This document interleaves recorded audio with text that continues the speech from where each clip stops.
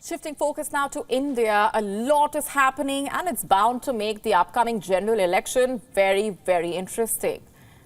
Just now, in a big move towards transparency in political funding, the Election Commission of India has uploaded the data of electoral bonds. This data has to do with the purchases of bonds of denominations between 1 lakh and 1 crore rupees, dating back to April 12, 2019. And reveals purchases by companies as well as individuals.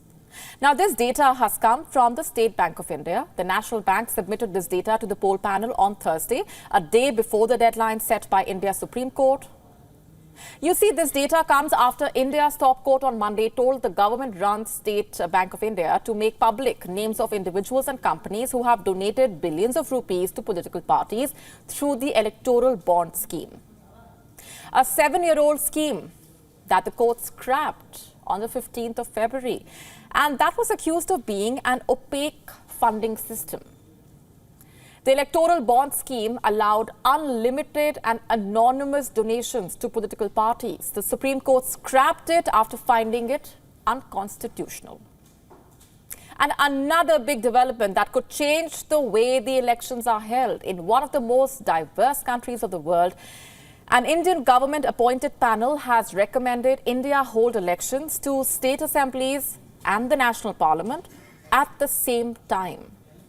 Essentially, the panel has recommended what is being termed in India as one nation, one poll. The panel says that the process of holding simultaneous polls would not only increase transparency and inclusivity, it would also improve governance and growth. The panel, which was appointed by Prime Minister Narendra Modi's government in September, submitted its report to President Draupadi Murmu today, just days before the date is announced for the upcoming national elections. Now, here it's important to note this report will not affect the upcoming elections. First, a one nation, one election law will have to be passed by the parliament, and then it will have to be ratified by all the Indian states. That could be a challenge. Because you see, some states are ruled by Prime Minister Modi's rivals and they have opposed the idea of one nation, one election. The opposition says that holding polls simultaneously violates India's federal politics. Out of the 47 political parties in India which gave their opinion to the panel, 15 parties opposed the idea of simultaneous elections. One of them is the Indian National Congress, also referred to as the Grand Old Party of India. And today, the Grand Old Party of India is allegedly running out of money.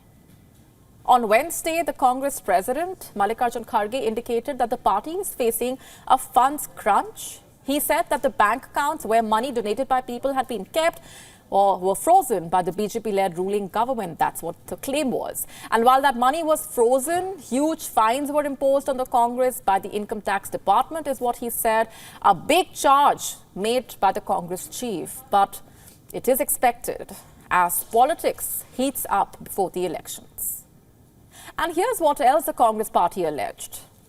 Targeting the Modi-led BJP, Kharge said that everyone should have equal opportunity in an election. He said, and I'm quoting, they are not ready to disclose thousands of crores of rupees that they have got through electoral bonds despite the Supreme Court's directions. And not stopping there, Kharge alleged that the donation made by the supporters to the Congress were frozen, while the BJP has not even disclosed details about the electoral bonds that they got because their quote-unquote theft will come out.